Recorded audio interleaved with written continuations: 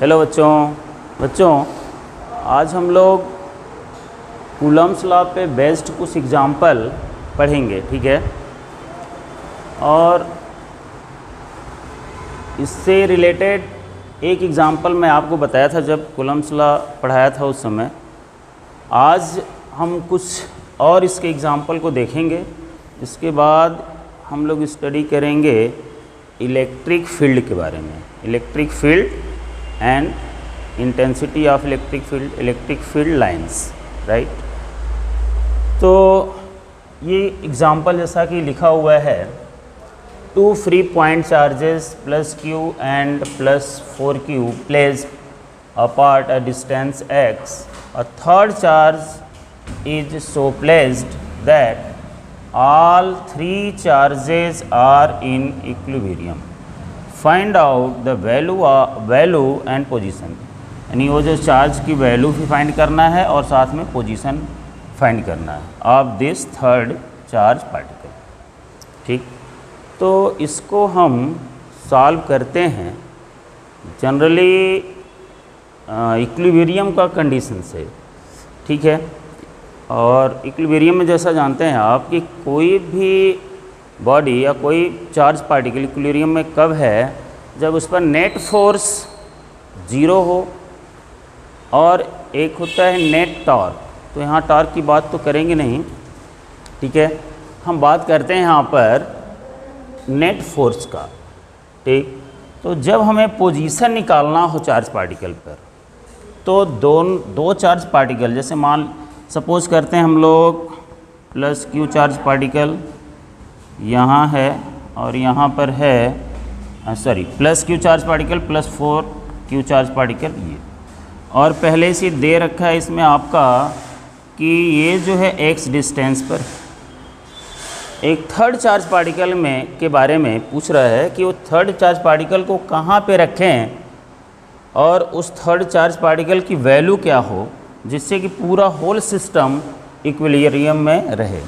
तो ये जो हमारा थर्ड चार्ज पार्टिकल, इसको सपोज करते हैं कि ये आपका Q है,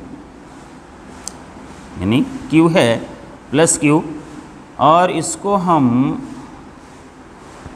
सपोज करिए R डिस्टेंस पर रखते हैं। कहाँ रखें हमने? R पे, X दिया हुआ है। तो यहाँ से यानी प्लस Q से हमने रखा इसको R पे, तो यहाँ से हो जाएगा X माइनस R, ठीक।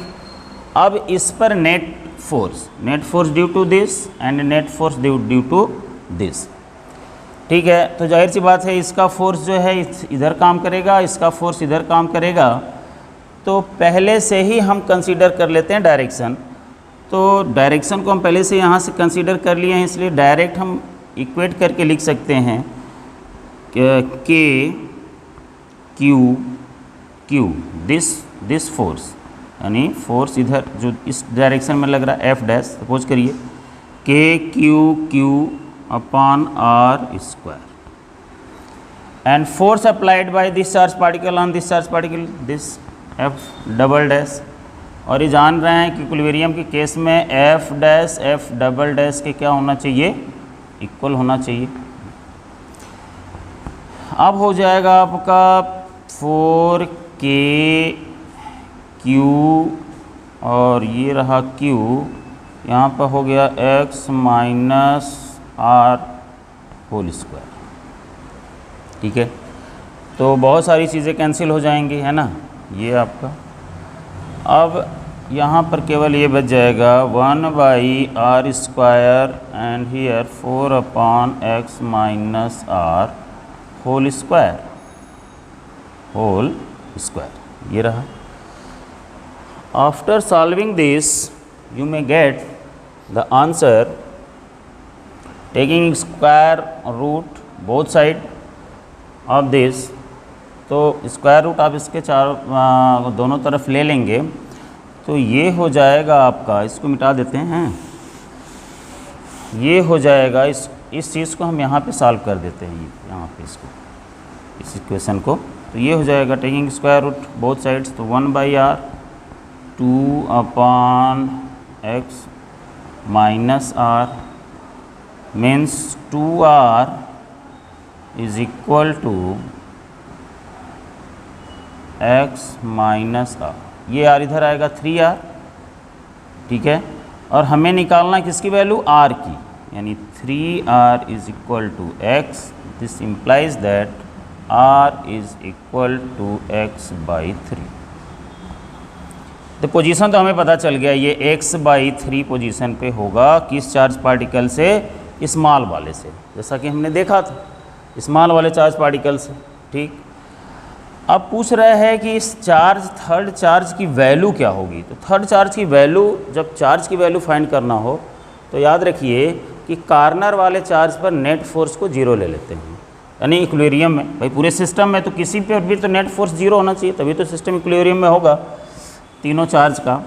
तो अब चार्ज के लिए क्या करते हैं, अब चार्ज के लिए जैसे यहाँ पर आपका प्लस q था और ये था प्लस 4q, और ये डिस्टेंस हमारा, अब यहाँ पे हमें पता चल गया कि x बाई क्या है, ये 3 है, चार्ज पार्टिकल q हमने ले लिया।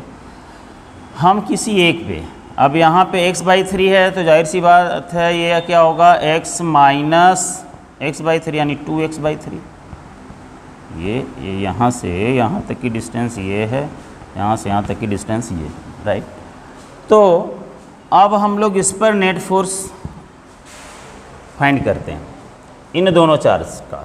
तो इसका फोर्स ये हो जाएगा आपका क्या, KQ इंटू Q और साथ में 4 अपॉन यहाँ से यहाँ तक का डिस्टेंस x स्क्वायर प्लस, अब इसका इस पर फोर्स देखें क्या, Q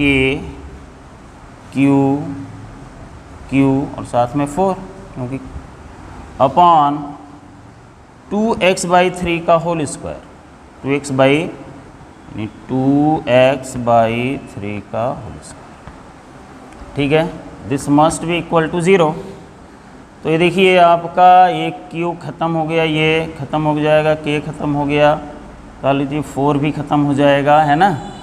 तो बचेगा क्या आपके पास, यहाँ हो गया एक Q, यानी ये बचा आपका Q, और ये हो गया आपका x स्क्वायर, ठीक है, प्लस ये हो जाएगा 9, ऊपर एक चला गया 9 हो गया, तो हो गया 9, और ये हो गया आपका कैपिटल Q, ठीक है। और नीचे में आ जाएगा 4x square, this must be equal to 0, यानी x स्क्वायर ख़त्म हो जाएगा ये, और Q हो जाएगा, यानी कैपिटल Q को सॉल्व करेंगे आप तो ये आ जाएगा आपका -4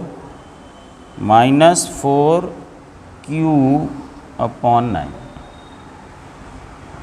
तो ये चार्ज की ये वैल्यू हो गई, और डिस्टेंस का आपने देखा x बाई 3, ठीक है। अब नेक्स्ट हम देखते हैं ये एग्ज़ाम्पल, अब इसके बारे में देख लें।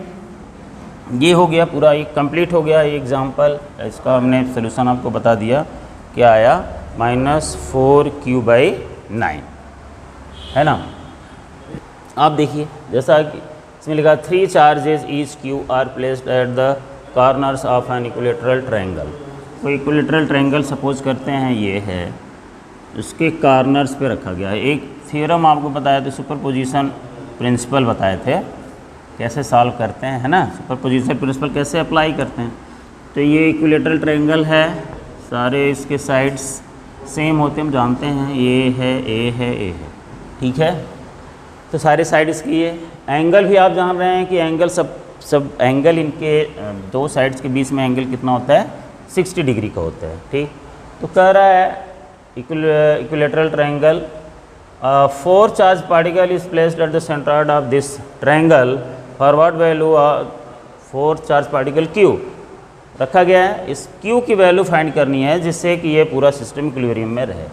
तो पहली बात कि किन्हीं एक चार्ज पार्टिकल पे हम क्या करते हैं कि फोर्स निकाल लेते हैं। आप इस पर फोर्स निकाल सकते हैं इन दोनों की वजह से, या इस पर फोर्स निकाल सकते हैं इसकी वजह से।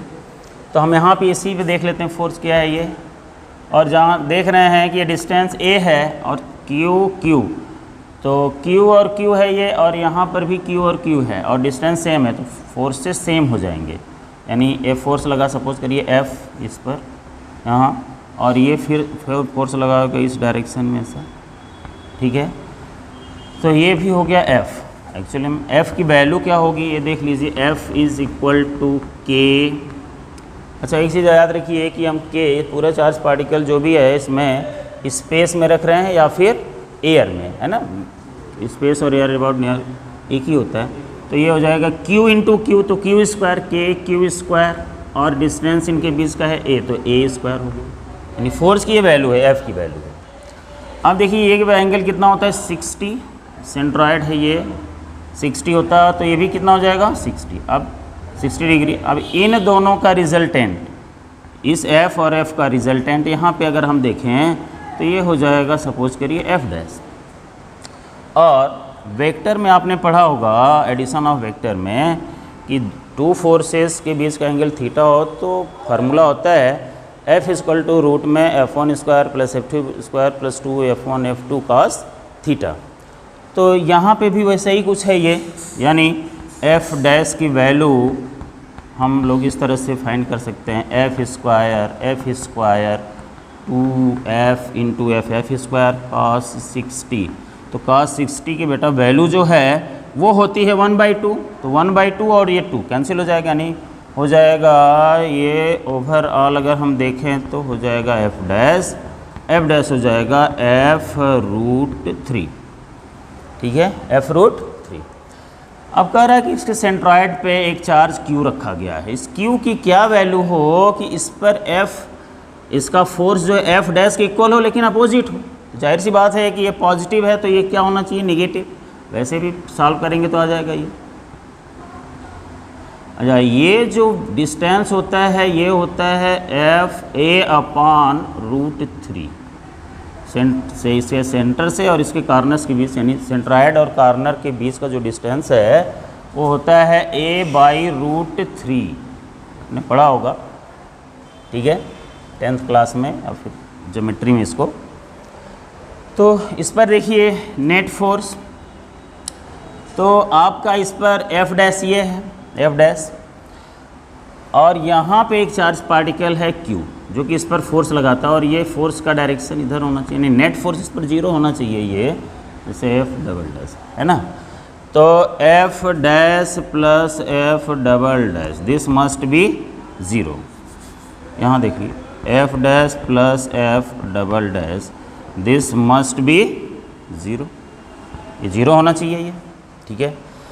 तो F की वैल्यू आप देख रहे हैं, यहाँ पे रख देते हैं, और ये Q है और यहाँ से डिस्टेंस ये, तो F डबल डैश की वैल्यू यहाँ पे लिख देता हूँ, ठीक है। F डबल डैश क्या हो जाएगा K, और ये हो गया Q यानी कैपिटल Q अपान ये क्या है A/√3, तो ऊपर चला जाएगा स्क्वायर करेंगे तो हो जाएगा 3 और नीचे में हो जाएगा A स्क्वायर। कोई दिक्कत इसमें, ठीक है, इसका स्क्वायर करेंगे तो ऐसा हो जाएगा। अब F की वैल्यू हो गई आपकी, F की वैल्यू हो गई क्या, Q स्क्वायर, F डैश की value Q square A square और साथ में √3 प्लस K यानी 3K Q upon A square must be equal to 0। तो देखिए बाकी सब ख़त्म हो जाएगा, ये कैन किया वो A स्क्वायर ख़त्म हो गया, ठीक है। तो ये बचेगा क्या आपका, अगर इसको सॉल्व करें अगर हम, तो यहाँ पर हो जाएगा डिवाइड करेंगे, ये 3 यहाँ इसको आके डिवाइड करेगा तो हो जाएगा Q is equal to minus Q upon √3। After solving this you will get the answer Q upon capital Q equal to minus Q upon √3, क्योंकि यहाँ Q बचेगा और ये इधर हो जाएगा 3 capital Q equal to minus √3 और क्या हो जाएगा Q इधर से डिवाइड करेंगे तो आ जाएगा, यानी कि -q/√3। यहाँ पर चार्ज पार्टिकल अगर है तो ये सिस्टम क्या होगा, इक्विलिब्रियम में होगा, राइट। ठीक है बेटा, देखो एक एग्जांपल ये है, एक आपको हमने एक फार्मूला डिराइव कराया था कि जब दो चार्ज पार्टिकल के बीच में डाई इलेक्ट्रिक जो है पार्शियली फील्ड कर दिया जाए, यानी कंप्लीटली कर देंगे तो अलग फार्मूला हो जाएगा, और नहीं रहेगा तब उसका अलग फार्मूला होगा। लेकिन अगर उसमें पार्शियली फील्ड करते हैं तो उसके लिए फार्मूला हमने आपको बताया था कि F = K, यानी 1/4 पाई एप्सिलॉन नॉट, K की जगह लिख सकते हैं 1/4 पाई एप्सिलॉन नॉट, ठीक है, और Q1 Q2 अपॉन, जैसे मान लीजिए T थिकनेस का था और पूरा चार्ज, दोनों चार्ज के बीच का डिस्टेंस D है स्पेस में या एयर में, और T थिकनेस का डाइलेक्ट्रिक फील्ड किया जा रहा है, तो D - T प्लस क्या था T√K और इसका होल स्क्वायर, ठीक है। इस बात को बताया था हमने। T क्या है, थिकनेस ऑफ डाइलेक्ट्रिक, D क्या है, actual distance between this Q1 and Q2। तो वैसा ही कुछ क्वेश्चन है इसमें कि पहले किसी डिस्टेंस पर दो चार्ज पार्टिकल रखा जाता है तो उनके बीच लगता है फोर्स F। अब उनके बीच का आधा डिस्टेंस किसी डाइलेक्ट्रिक से फिल कर दिया जाता है जिसका डाइलेक्ट्रिक कांस्टेंट K = 4 है। तो पूछता है कि अब कितना फोर्स लगेगा। तो जैसे मान लीजिए कि दो चार्ज पार्टिकल ऐसा है, Q1 और Q2 इस तरह से, ठीक, क्या है आपका R डिस्टेंस पर, तो फोर्स लग गया K Q1 Q2/r², ऐसा, तो ये फोर्स हो गया।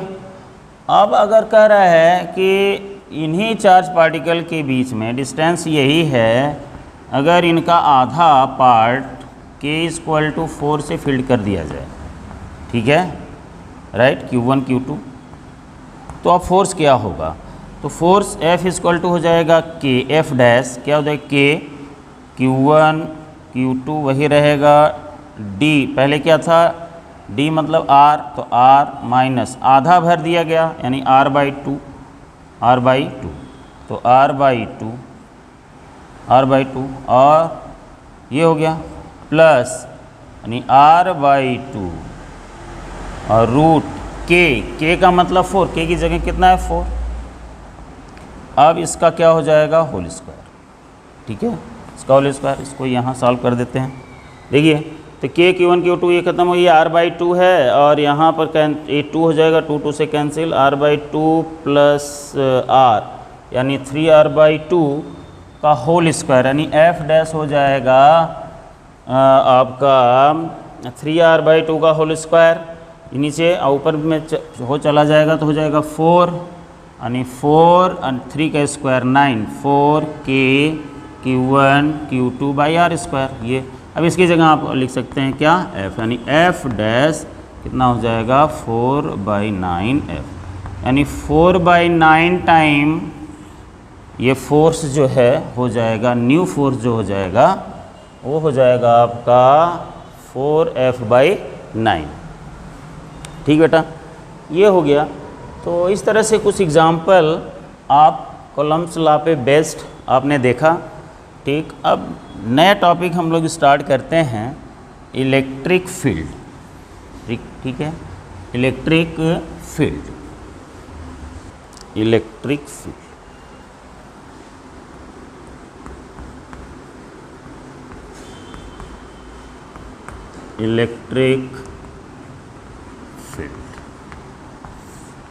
इसमें electric field of a given charge particle is space spherically around of the given charge in which any other charge particle will experience an electrostatic force of attraction or repulsion।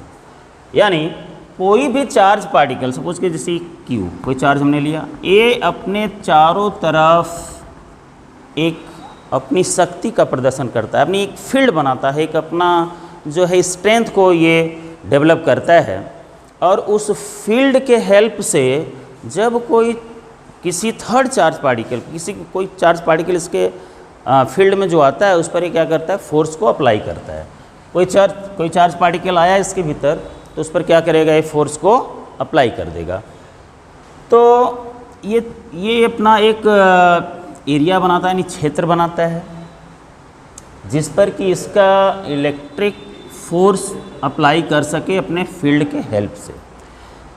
सबसे पहले यानी electric field it was introduced first by Faraday. Electric field किसने बताया सबसे पहले, तो Faraday ने बताया इसको कि कोई चार्ज पार्टिकल पहले क्या करता है, अपनी चारों तरफ फील्ड को डेवलप करता है। अब उसके फील्ड में कोई अगर चार्ज पार्टिकल इंटर करता है तो उसके ऊपर इलेक्ट्रिक फोर्स को अप्लाई करता है। दिस फोर्स में भी अट्रैक्टिव और रिपल्सिव, ठीक है, ये हो गया। अब ये फील्ड जो है जैसे चार्ज पार्टिकल से, अब चार्ज पार्टिकल से ये फील्ड जो है अब कहाँ तक होगी ये देखना होगा, यानी कि ये इनफाइनाइट तक फील्ड को अप्लाई करता है। फील्ड की वैल्यू घटती बढ़ती रहती है, इसके पास आएंगे तो फील्ड यानी स्ट्रेंथ इसका बढ़ेगा। अभी बता रहे हैं इलेक्ट्रिक फील्ड की फील्ड इंटेंसिटी क्या होता है, बता रहे हैं अभी। तो ये तो रहा फील्ड मतलब कि स्फेरिकली अराउंड एरिया होता है, स्पेस होता है, जिसमें कि ये गिवन चार्ज पार्टिकल किसी और चार्ज पार्टिकल के आने पे, इसके फील्ड के भीतर आने पर उस पर क्या करेगा, ये फोर्स को अप्लाई करेगा। अब जो ये चार्ज पार्टिकल है, जो गिवन चार्ज पार्टिकल है, उसको हम कहते हैं सोर्स चार्ज, और जो चार्ज एक्सपीरियंस करता है, टेस्ट करता है, इसको फील करता है, उसको बोलते हैं हम लोग टेस्ट चार्ज, ठीक है। अब ये जो आपका जो सोर्स चार्ज है, ये सिंगल चार्ज पार्टिकल हो सकता है, group of charges, it may be group of charges, it may be continuous distribution of charges, यानी सिंगल हो सकता है, कई चार्ज का एक ग्रुप हो सकता है, कंटिन्यूअस चार्ज बॉडी हो सकती है, ठीक है। तो ये चार्ज, अब हमें एक्चुअल में पढ़ना है electric field intensity. Electric field intensity, electric field intensity. अब इलेक्ट्रिक फील्ड इंटेंसिटी एक्चुअल में इस स्ट्रेंथ को मेज़र करती है। भाई ये जहाँ तक बनाया तो यहाँ पर इसका कितना स्ट्रेंथ है, यहाँ पे क्या स्ट्रेंथ है, यहाँ पे क्या स्ट्रेंथ है, यहाँ पे क्या स्ट्रेंथ है। Electric field intensity is the strength of electric field at a point inside the electric field. Strength of electric field है इलेक्ट्रिक फील्ड के भीतर, and mathematically it is defined as electrostatic force acting on per unit charge particle at a given point is known as electric field intensity at that point. Electric field intensity at that point, ठीक। ये electric field intensity at that point किस charge की वजह से होती है, तो source charge का है। किसका मेजरमेंट है, ये सोर्स चार्ज का। And mathematically it is written as E is equal to, electric field intensity को हम E से दिखाते हैं, लिमिट थोड़ा सा mathematics, Q0 tending to 0 F upon Q0। ये Q0 जो टेस्ट चार्ज पार्टिकल है, और जो ये फील्ड हम मेजरमेंट फील्ड जो है वो सोर्स चार्ज का है। तो ये टेस्ट चार्ज का जो फील्ड खुद का फील्ड अपना नहीं होता, क्योंकि ये टेस्ट करने के लिए है, टेस्ट चार्ज पार्टिकल, इसका अपना फील्ड नहीं होता। हालांकि इस पर ये सपोज करते हैं कि इस पर इसका चार्ज बहुत ही कम है, बहुत इतना कम है कि इसका फील्ड जो है नेग्लिजिबल है, यानी इसके फील्ड के कंपेरिजन में, ठीक। ये simply it is written as electric field. अब देखिए electric field intensity, electric field intensity बार बार कहते भी नहीं, इलेक्ट्रिक फील्ड कह देते हैं, तो इसका मतलब समझ में आ जाना चाहिए कि इलेक्ट्रिक फील्ड स्ट्रेंथ है ये या इलेक्ट्रिक फील्ड इंटेंसिटी है। तो इसको हम ई से डिनोट करते हैं, और इलेक्ट्रिक फील्ड ये वेक्टर क्वांटिटी है। कैसी क्वांटिटी है ये, वेक्टर क्वांटिटी। अब simply it is written as in magnitude E is equal to F upon Q naught, F upon Q naught. Unit के बारे में बात करें, यूनिट हो जाएगा न्यूटन पर कॉलम, न्यूटन पर कॉलम।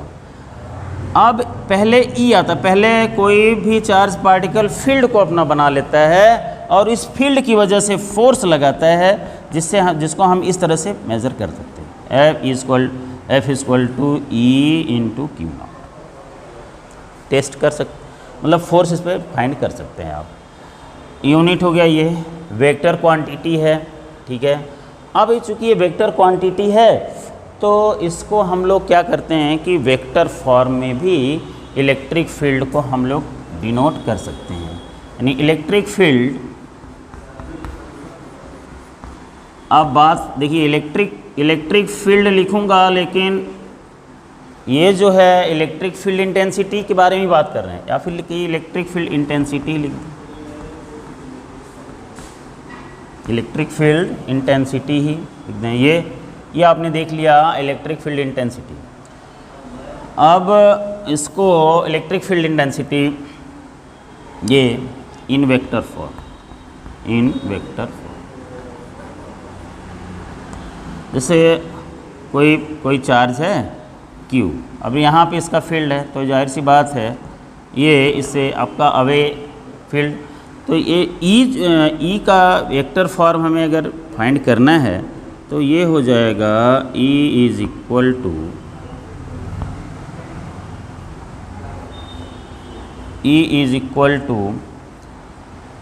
ये वेक्टर फॉर्म E। अब इन वेक्टर फॉर्म, अब वेक्टर फॉर्म आ गया तो पहले इसमें आप क्या करिए, electric field due two point charge, electric field intensity in vector form. अब यहाँ पे लिख सकते हैं ड्यू टू पॉइंट चार्ज, ऐसा कर लीजिए। अब मान लीजिए कि यहाँ पे कोई पॉइंट चार्ज हमने रखा, एक पॉइंट हमको मिला P पे हमें निकालना है फील्ड, ठीक, फील्ड निकालना है r डिस्टेंस पर है। तो क्या करेंगे, यहाँ पे फील्ड को फाइंड करना है, तो यहाँ पे फील्ड पता कैसे कौन करेगा, कौन महसूस करेगा फील्ड। तो यहाँ पर फील्ड को महसूस करने के लिए एक हम टेस्ट चार्ज रखते हैं Q नॉट, जिसकी खुद की फील्ड 0 होती है, नहीं होती। तो अब इस पर एक लगाएगा फोर्स, जैसा डिफिनीशन में देख रहे हैं। तो F पहले निकाल लें, तो F हो जाएगा K Q and Q naught R square, ये आ गया। अब ये तो रहा मैग्नीट्यूड के फॉर्म में, है ना, या आप कह लीजिए E is equal to F by Q naught. तो Q नॉट डिवाइड करेंगे Q नॉट, तो Q नॉट से Q नॉट कैंसिल हो जाएगा, यानी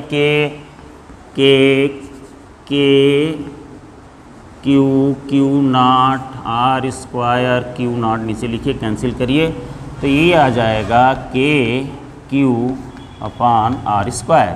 देखिए इसमें आप देखें हैं कि Q नॉट कहीं दिखाई नहीं दे रहा है, यानी फील्ड की इंटेंसिटी किसकी होती है, सोर्स चार्ज की, यानी गिवन चार्ज पार्टिकल की, ठीक है।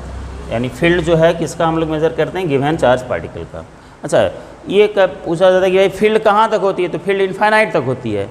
वो अलग बात है कि इनफाइनाइट पे फील्ड क्या हो जाती है, 0 हो जाती है, ठीक है। ये मैग्नीट्यूड।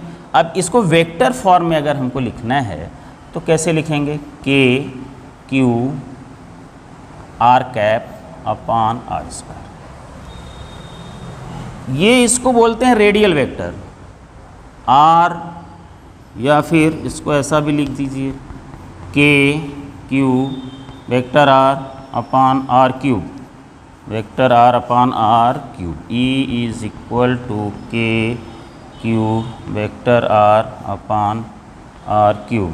ये R क्या है, ये इसको बोलते हैं हम लोग रेडियल वेक्टर, रेडियल, यानी इस चार्ज पार्टिकल से के रेडियली आउटवर्ड वेक्टर जाता है, वेक्टर होता है ना। और ये R unit is equal to होता है वेक्टर आर अपान आर। पढ़ा होगा आपने वेक्टर में क्लास 11th में। तो ये हो गया आपका E is equal to, sorry यहाँ पे बेटा ये रहेगा, है ना, ठीक है, ये E is equal to this, ठीक है, के क्यू अपान आर क्यू, ठीक है। तो इलेक्ट्रिक फील्ड इंटेंसिटी में ये आपका रहा वेक्टर फॉर्म। अब इसको थोड़ा सा और वेक्टर फॉर्म का और डिटेल थोड़ा सा देख लेते हैं क्या है, ठीक है। जैसे देखिए ये x, y एंड z, कोई पॉइंट हमने यहाँ पर क्या किया कि आपका कोई पॉइंट, कोई q चार्ज पार्टिकल, यहाँ पे हमने लिया q0, ये है r और ये है r0, ठीक है।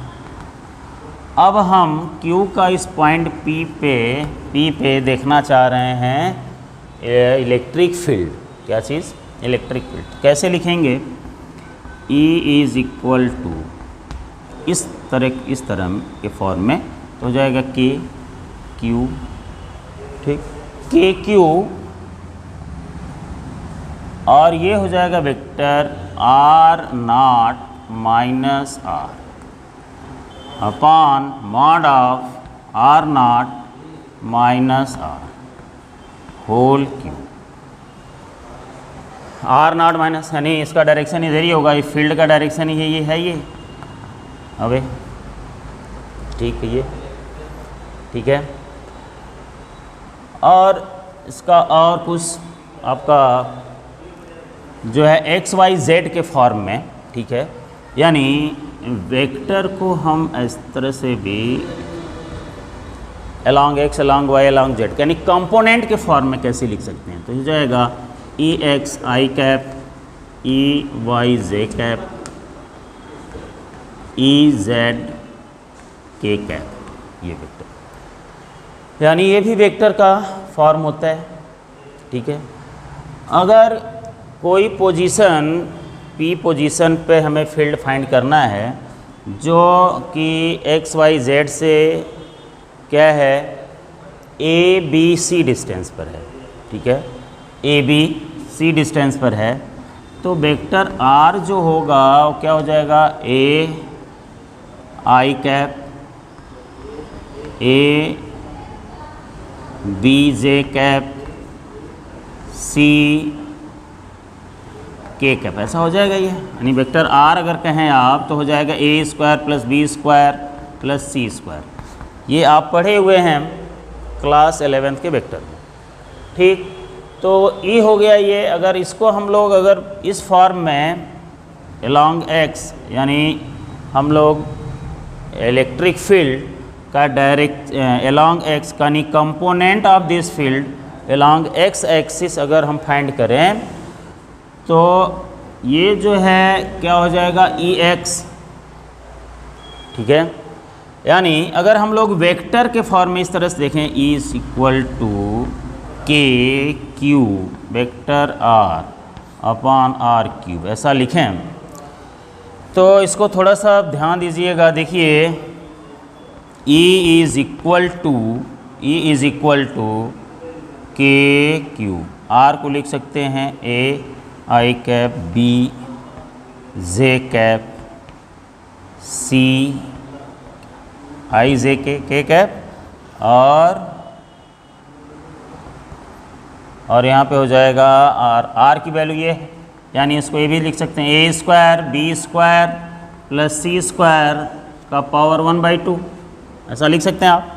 तो इसका जब क्यू के फॉर्म में 1/2 यानी ये हो जाएगा a square b square c square का पावर 3/2। आई के साथ जो होगा वो हो जाएगा अलॉन्ग एक्स, यानी E x component along x, क्या हो जाएगा k q a upon a square b square c square का पावर 3/2। इसी तरह से ई वाई आप फाइंड कर सकते हैं, बस के क्यू और यहाँ पे बी हो जाएगा, बाकी सब सेम रहेगा। और ई वाई आपका ये हो गया ठीक है, ई वाई हो गया, ऐसे फाइंड कर सकते हैं, ठीक है, और ई जेड फाइंड कर सकते हैं। यानी आपका जो वेक्टर आर है ए आई बी जे और सी के कैप है, यानी ए एक्स एक्सिस से ए, बी से ये, यानी वो पॉइंट जहाँ पे फील्ड फाइंड करना है वो क्या है, पोजीशन उसका ए, बी और सी, ठीक है।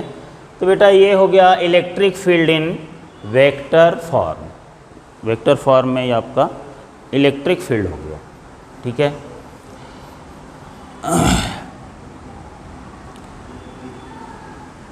और पॉइंट्स आर से हमने इलेक्ट्रिक फील्ड को बता ही दिया कैसा क्या है, वेक्टर फॉर्म में जानना जरूरी है। क्यों जानना जरूरी है, क्योंकि यह इलेक्ट्रिक फील्ड जो है वेक्टर, इलेक्ट्रिक फील्ड जो है इलेक्ट्रिक फील्ड इंटेंसिटी वेक्टर होती है, ठीक, ये रहा।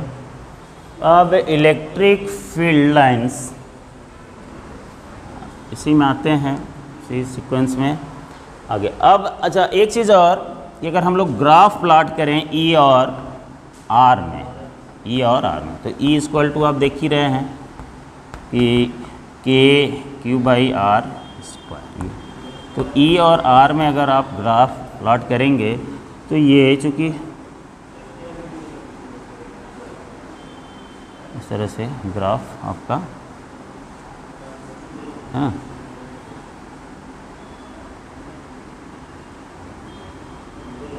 ठीक है, इस तरह से ये ग्राफ आपका आता है ई और आर में। क्यों, क्योंकि ई जो है थोड़ा सा ये मिलता नहीं है, बात है ना, इनफाइनाइट पे जाके, यानी इनफाइनाइट पे फील्ड जो है ज़ीरो होती है ना। तो ये जो है इस तरह से ग्राफ आपका, ठीक है, ये तो इन्वर्सली प्रोपोर्शनल टू दिस है ना। तो ये हो जाएगा, हो गया आपका इलेक्ट्रिक फील्ड के बारे में। अगर ग्राफ प्लॉट करते हैं इस तरह ई और आर में ग्राफ आता है इलेक्ट्रिक फील्ड इंटेंसिटी, ठीक, ये रहा electric field E versus r में कर्व आता है ऐसा। अब इसी से देखिए इलेक्ट्रिक फील्ड लाइंस क्या होती है। इलेक्ट्रिक फील्ड लाइंस किसी भी चार्ज पार्टिकल से बहुत सारी इमेजिनरी फील्ड लाइंस होती हैं। पहली बात ये कि इमेजिन किया गया है, तो इसको डिफाइन करते हैं हम लोग, electric field line is a curve, electric field line is a path straight और कर्व, ठीक है। इलेक्ट्रिक फील्ड लाइन क्या होती है, एक पाथ है, इट में भी स्ट्रेट और कर्व, स्ट्रेट भी हो सकता है और कर्व हो सकता है। तो इलेक्ट्रिक फील्ड लाइंस को क्या कह सकते हैं हम लोग अपने लैंग्वेज में, electric field line is path straight और curve in a electric field such that at any point of this field tangent gives the direction of electric field intensity। यानी इस पाथ के किसी भी पॉइंट पर टेंजेंट हम draw करें तो उस पॉइंट पर हमें नेट इलेक्ट्रिक फील्ड इंटेंसिटी का डायरेक्शन फाइंड होता है, ठीक है।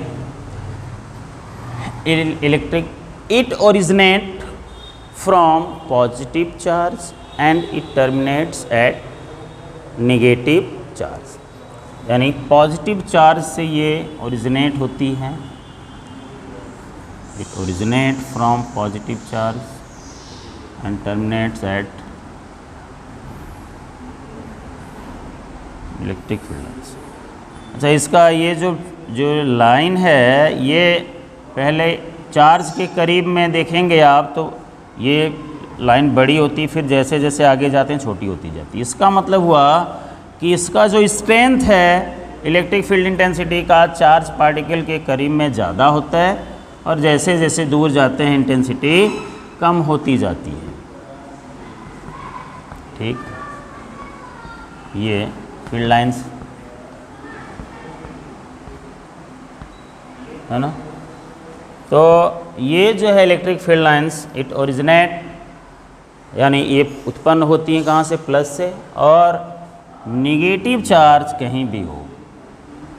अगर यहाँ पे सिंपली नेगेटिव चार्ज है और इस तरह से फील्ड आपको दिखाई गई है इस तरह से, तो आप क्या समझ लीजिए कि यहाँ पर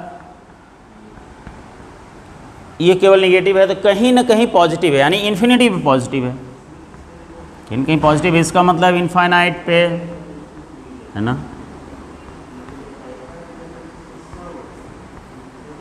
ठीक है, एंड इट टर्मिनेट्स, यानी पॉजिटिव से चल के नेगेटिव की तरफ ये फील्ड लाइंस जाती हैं। ठीक, ऐसा है ना, ऐसा, ठीक है।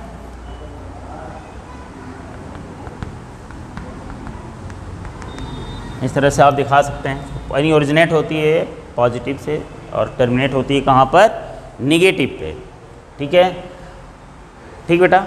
और ये इलेक्ट्रिक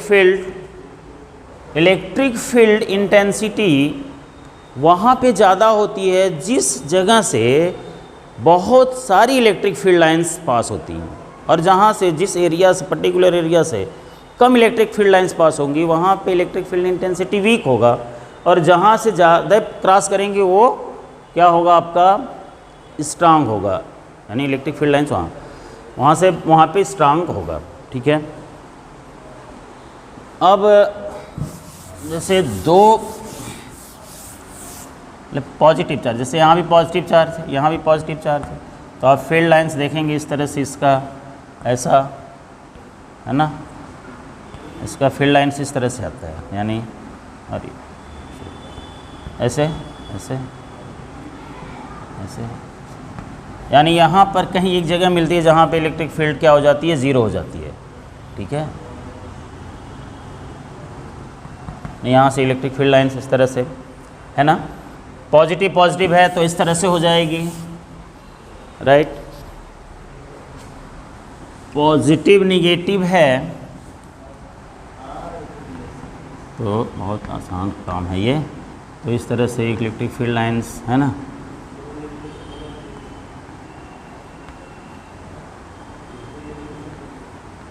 ठीक है, निकलेंगी पॉजिटिव से, जाएंगी कहाँ, निगेटिव पे, यानी पॉजिटिव नेगेटिव का कॉम्बिनेशन है, तो फील्ड लाइंस ऐसा है ना। ये इलेक्ट्रिक फील्ड लाइंस की कुछ प्रॉपर्टी होती है जो आपको याद रखना होगा। Electric field lines are continuous curve but it never forms a closed loop. They never intersect to each other. The place at which the more electric field lines are passing through through a particular area at that point, it indicates that the electric field intensity at that point is more strong. ठीक है, and the place where it less electric field lines are passing through a given area at a particular place, it indicates that electric field lines are weak at that point. ठीक है, और ये कभी intersect नहीं करती, intersect करेंगे तो एक ही पॉइंट पर दो डायरेक्शन हो जाएगी। जैसे ये फील्ड लाइन्स ऐसे इस तरह से हो जाएगा, तो टेंजेंट यहाँ पे हो जाएगा, टेंजेंट यहाँ पे दो, तो इलेक्ट्रिक फील्ड इंटेंसिटी का डायरेक्शन दो हो जाएगा, जो कि पॉसिबल नहीं है। ये भी है, क्लोज लूप नहीं बनाती हैं। प्लस और एक इम्पॉर्टेंट इसकी प्रॉपर्टी ये है कि यह मेटल सरफेस पर हमेशा नॉर्मल या तो मेटल सरफेस से ओरिजिनेट होंगी या तो मेटल सरफेस से फॉल होंगी, यानी स्टार्ट होंगी या मेटल सरफेस पे फॉल होंगी, लेकिन कैसे, सरफेस के नॉर्मली। ठीक है, इट ओरिजिनेट और terminate at the metal surface, ठीक है, normal to the surface while they originate और टर्मिनेट। ठीक है, तो जैसे मान लो कि ये कोई सरफेस है, कोई मेटल है, ऐसा है